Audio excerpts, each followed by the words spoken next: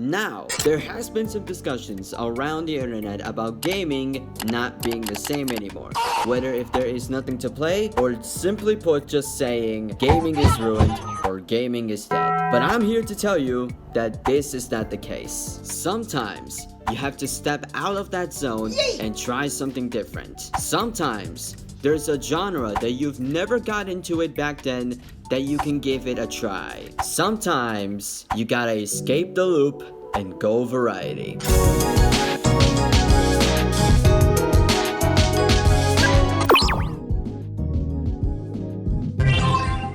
So imagine you're walking into a room, sitting down on your chair, putting your headset on, and ready to play. When the only thing you're playing is the same game. But if you're tired of that, try a different genre that you've never played before, and you might have a good time on it. What do you mean by that? Don't run away from me! Man, I'm dead. Better scramble like an egg. Oh, that's a lot of damage! When it comes to the same genre that can get very over-exaggerating, it might be the live service side. What the hell, what? Being able to chase a trend of becoming the next Battle Royale or MOBA can be a win or loss sometimes.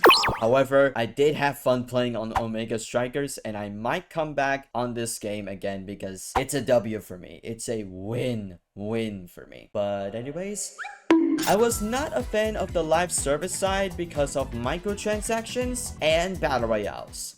Surprise, motherfucker! Kill confirmed.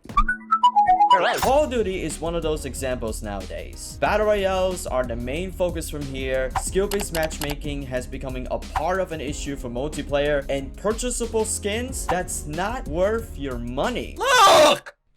Tired of it. Which it can get What the hell? underwhelming at times. I found out that people said that it doesn't hit the same anymore or just straight up ruined. Boy, if you don't... And I disagree with those words. Probably because they think there's nothing to play or want to have fun, but they're playing the same game for thousands of hours or every day. And after that, it can get pretty boring or frustrating at times. Don't get me wrong, I still enjoy the FPS games like Counter-Strike 2, Valorant, and Halo Infinite, but I don't want to get stuck playing those games for like hours and hours every single day because it can get too tiring and too repetitive at times. Even though that I literally enjoyed the first real games of Halo Infinite, because last time I literally played Halo Infinite, when it was at launch, the game wouldn't load up for me 3 times. So finally I had myself a chance to do it this year. Oh man, I'm late of everything. But still now worth the wait since Halo Infinite is good again. Watch your jet. I can't believe you've done this. Shut up! Boom. My head gone, bruh. Hello there. Welcome to Chip. Danger. Catch it. Ah! Got it! Boy! I'm legally blind. The only way I gotta say is that you have to escape the loop. Take a break from the same shooters and MOBAs that you've been playing and try a different genre that you've never played before. I know it may not be your alley, but I can tell you that you'll not regret trying a genre that you're not into it before, and you'll have fun on it. What? Bro, what are you talking about, man? Let's talk about the classics from my beginnings of variety games. In the late 2000s and early 2010s, I was introduced into playing video games thanks to the Nintendo DS Lite. I had a good time on it for a few months until my top screen got a white screen of death. So I went to a mall to buy a new system, and surely I found another portable system that becomes my biggest introduction into variety games. And well, it's something that I hold since a decade ago. And that is the PSP Via E1000 model. The PlayStation Portable, aka the PSP, is an amazing system, and it's a really great piece of history that I still have it till this day. The PSP I got was a model that no one knew about it because it was at the time that the PS Vita is about to release, and it came only in PAL regions. that being the Street Model, also known as the E1000. However, this is the system that I enjoyed a lot from before and nowadays thanks to an insane library of games to choose. From action games, to beat 'em ups, to RPGs, racing games, and more. And of course, I had a very good time on those games. Even you can play PS1 classics as well, which makes me playing the PSP 10 times more better than what I got from before. You know, the PSP will be my biggest institutions into my gaming life. But despite of all of that, there is more in PlayStation that I have to take a look and check out. And this was when I got introduced into the king of 6th generation of gaming thanks to my family with the PlayStation 2. I remember the first time I hold a DualShock 2 controller like I hold the DS Lite and the PSP when I was young, my mind was blown away into it. Like, it was mind-blowing back then for me, no cap. From classics that I love to play, like Midnight Club 3 Dub Edition Remix, the port of Sonic Unleashed.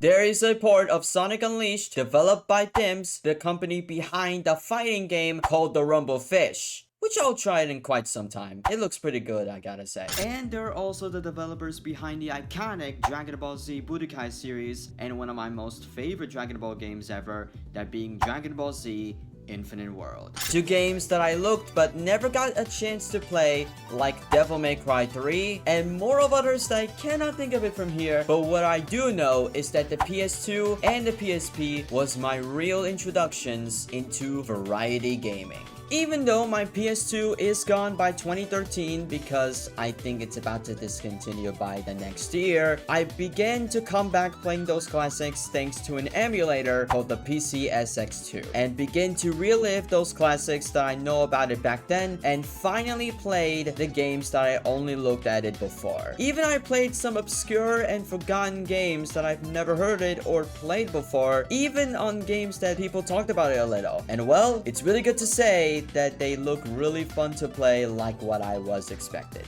Yes, sir! Fast forward to where we are now and I'm still playing variety games like I do from my beginnings. Games like Saints Row 4, which is a weird entry of the series, but a fun one nevertheless. Remnant from the Ashes, which is a Souls-like game with, of course, guns. Daemon X Machina, a game inspired by the Armored Core series and was developed by Marvelous, and so much more. Not only I play big games, but I play indie titles like Dusk, Solstice, and fan games like Sonic and the Fallen Star and Idol Showdown. And if that isn't enough, this year was beginning to feel like it's the biggest year in gaming. Probably since 2017 or 2018 in my opinion. From Hi-Fi Rush to Dead Space Remake to Resident Evil 4 Remake, Street Fighter 6, Final Fantasy 16, and so much more that was released. This feels good. Heck, even Bomb Rush Cyberpunk, a Jet Set Radio's spiritual successor from the minds over at Team Reptile, and Sea of Stars, a indie RPG inspired by the classics, are very amazing games for this year that I've got a chance to play it. And there's more upcoming releases in months time, so it won't stop until the year is over. Well, the year is almost over, so this year has been insane. Yeah, baby! All I can say in my opinion is that there are many games for you to choose from, and once you play a genre that you've never played before, it opens the door for new experiences that is worth your time. Because at the end of the day, variety is important. And once you're out of the loop and play whatever genre comes to mind, a lot of complacence about gaming just disappears in your mind with a snap of a finger. However, burnout can happen once in a while, and if you're starting to feel a little tired or feeling a lot more burned out of playing video games, try to take a break, take some other hobbies a chance, and give yourself some time for only about a few weeks or let alone even a few months. And once you come back, you'll find a lot more enjoyable of playing games than ever before when it comes to variety games. Because at the end of the day, the one thing that I learned from playing video games is to escape the loop and go variety. And well, it's probably the most fun that I will ever have, and nothing will ever change it. But anyways, in the meantime, I have some RoboQuest to do. See you there in the next one. Take care, my Neo Kitsunes. Engage.